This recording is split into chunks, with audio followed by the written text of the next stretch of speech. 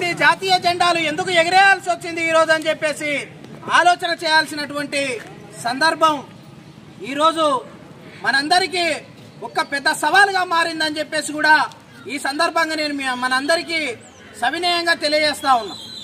మిత్రులారా, భారతదేశాన్ని బ్రిటిషోడు 200 సంవత్సరాలు పరిపాలన చేసిండు.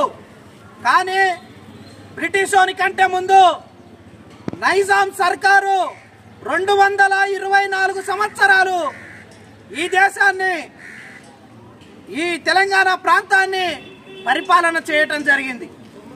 మరి 224 సంవత్సరాలు ఈ తెలంగాణ ప్రాంతాన్ని నైజాం నవాబు ఎందుకు పరిపాలన చేసిండంటే, ఈ భారతదేశంలో 662 సంస్థానాలు, అంటే ఈ దేశంలో 662 మంది రాజులు వారి యొక్క రాజ్యాలను చలామణి చేసుకోవటం జరిగింది.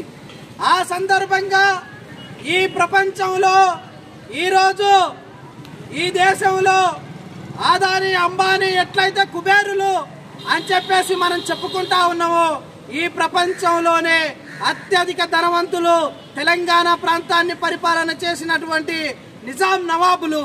వారు ఎందుకు అత్యంత ధనవంతులు అయ్యిండ్రు అంటే, ఈ యొక్క తెలంగాణ ప్రాంతంలో 5,30,00,000 భూమి మన తెలంగాణ ప్రాంతంలో ఉంది. సోదరులారా,